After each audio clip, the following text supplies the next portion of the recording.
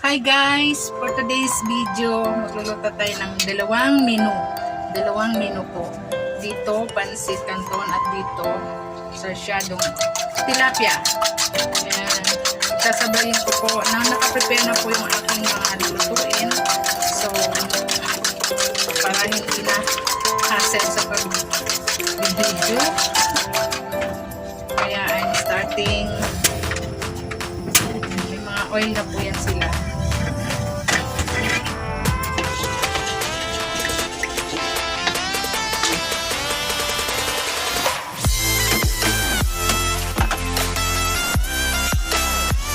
So, dito po, yung aking sarsyadong tilapia and pansit canton.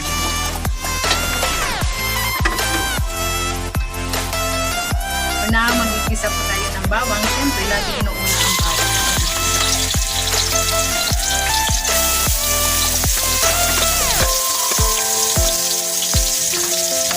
Parang restaurant lang. Kailangan sabay.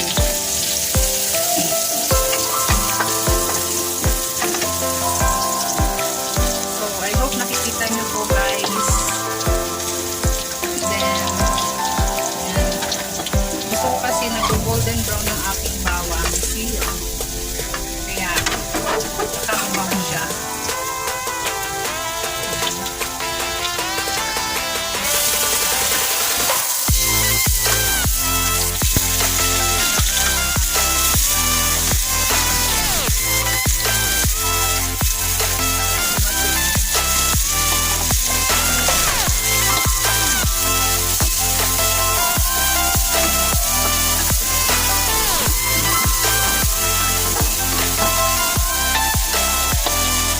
Ayan siya guys.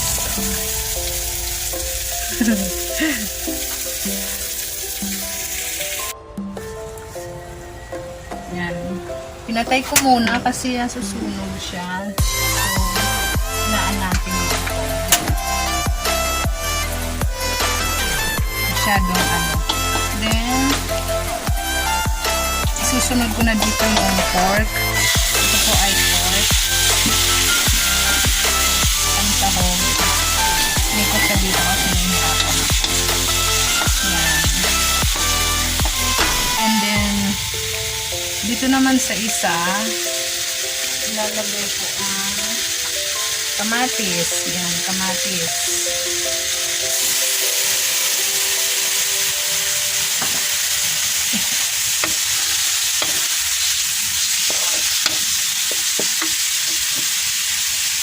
Yan yung kamatis ko. And then, look.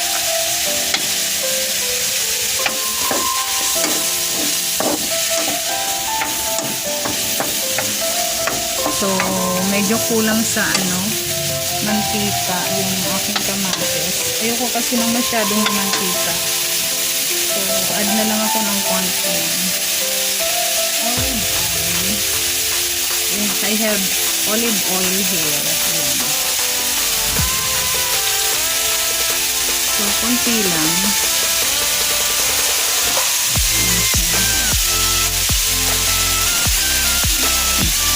Tinitipid namin ng olive oil kasi super expensive sa ayan, 2K plus. Ang olive oil namin ay para sa mga special lang na lutuin. If needed,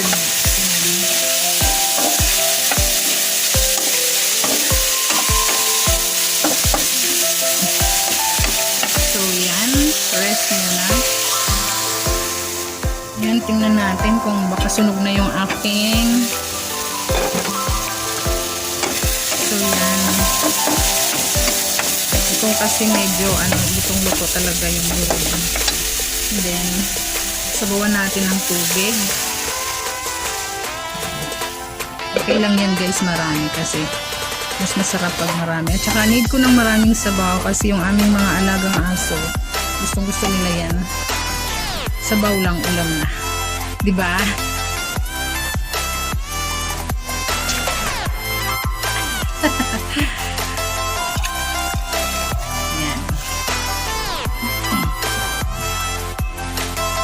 Sorry, Ken. Nabasa ka ba dyan? So, pakukuluin ko siya. Lagyan natin ng seasoning and asin. So, meron ako dito Himalayan salt. Ayan guys, Himalayan salt. Siya, pink. Ayan kami, Himalayan salt.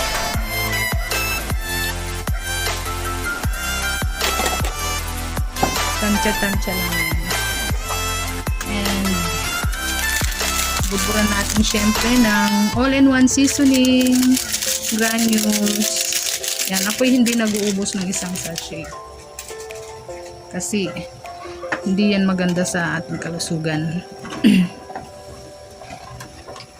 So yan, pakukuluin lang natin and then saka ko ilalagay yung itlog. Okay, dito naman tayo sa isa. Ayan, so tingnan natin to. Kailangan palambutin muna natin yung ating karne bago ilagay ang gulay. Kasi ang gulay madali lang naman maluto. Check natin yan. Matigas pa siya guys. So palalambutin ko muna. Siguro mga 2 to 5 minutes. Pwede na. Diba? Okay. Bago ko siya palambutin, lagyan natin ng asin. So ito naman ay white salt. White salt lalagyan natin.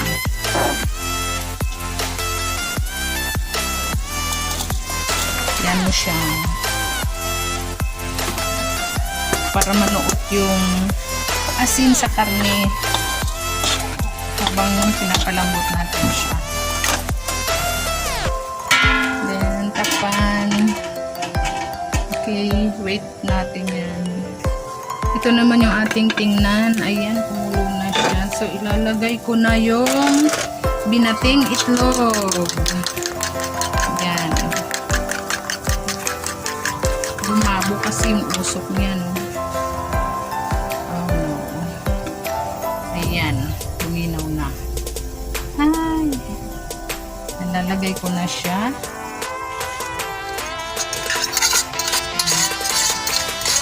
Ang dami ng sabaw ko. Okay lang yan kung marami ang aking sabaw kasi sinadya ko talaga para yung aming dog ay may sabaw siya.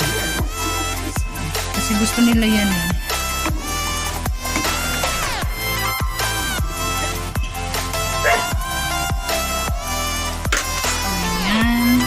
Titikman po natin. Tikman natin siya kung okay na yung lasa.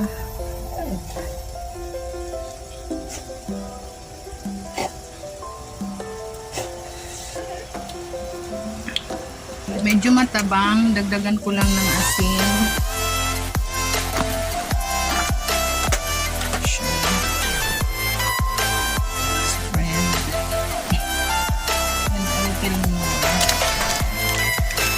Seasoning. Hindi ko masyadong maano sa seasoning guys. Ayoko kasi na seasoning. Hindi ba kasi isang buong ano talaga nilalagay. Isang buong sachet ng seasoning. Ako ayoko. Or else ang ginagamit ko ay ano nga ba ito? Ajinomoto. Pero konting-konti lang. Kasi bawal na. Pinagbawalan akong gumamit ng ganyan. Mga seasoning. So, tikman ko lang siya kung okay na siya. At ilalagay ko ng isda.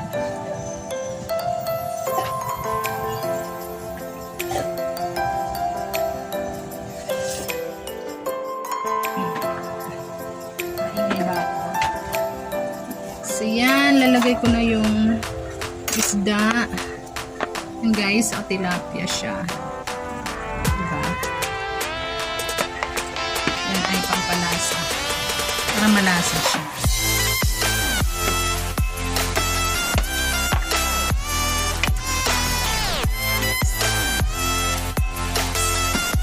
So yan. Done na ako dito sa aking sarsyadong tilapia. So, patayin ko na yung apoy.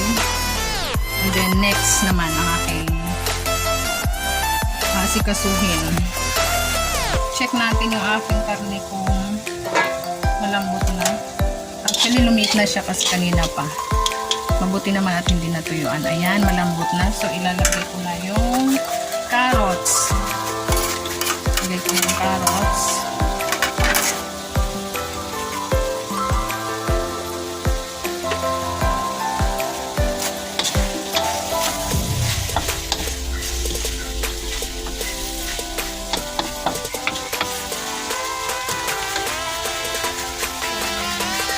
Lagyan ko muna ng konting tubig. Siya.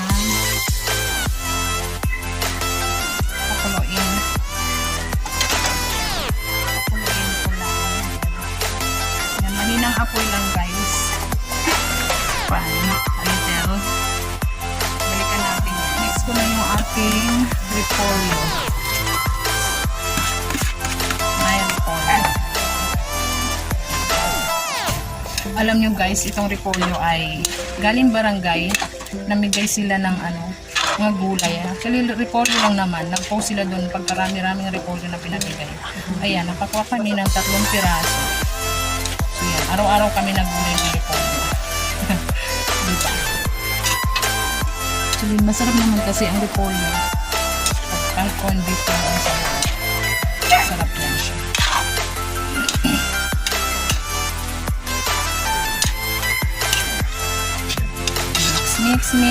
Mix. And then, lalagyan ko siya ng oyster sauce. Kailangan natin siyang lagyan ng oyster sauce. Oyster sauce ang aking pambalasa. Ayan. Oops, kumalat sa aking kamay. I use Mamacita oyster sauce. Kahit ano namang brand, basta oyster sauce, guys. Depende na sa inyo yan. Kung ano nagpapalasa sa inyo.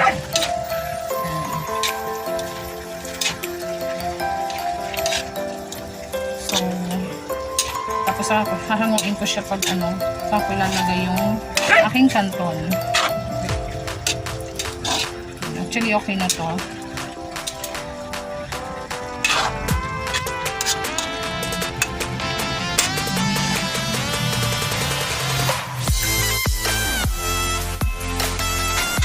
Mag-add ako dito ng tubig. Pakuloyin lang natin siya para sa ating pancit canton, guys.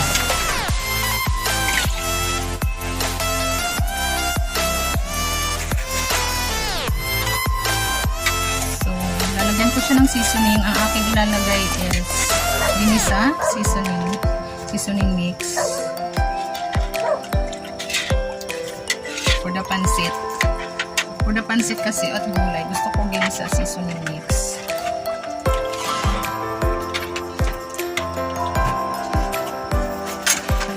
Pakuloyin. Ayan, kulong-kulo na po yung ating sabaw. Ilalagay naman natin yung kanton. Ito po yung kanton.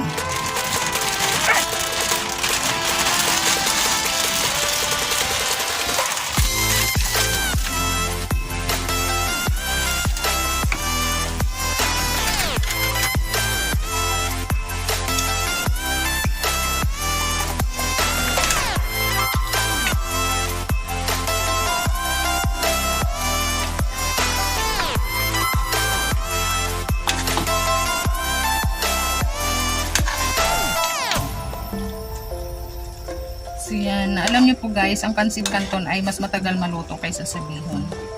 So kailangan nating lutuin ito. Then saka ko ilalagay yung ating. So yan guys, medyo okay na tong ating pancit canton. Ilalagay ko na lang yung gulay na hinango natin dyan. So, mix natin yan. Ang purpose lang kaya hinango ko kasi parang hindi siya malagad. Ang ingay ng aso ko kasi siya narinig kayo bakit nagkakakbang. Sumisigaw siya kasi may sakit siya. Guys. Ayan. Ayan. Kung yung mahilig sa pancit canton, yan, ito po yung aking pancit canton. PM is the key. Pwede kayong mag short order. Diba?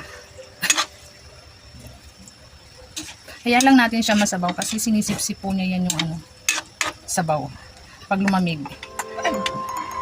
So yan na po yung aking pansit canton. Guys, di ba? Done na siya, luto na.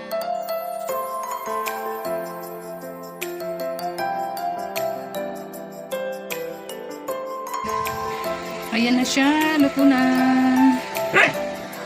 Bye-bye.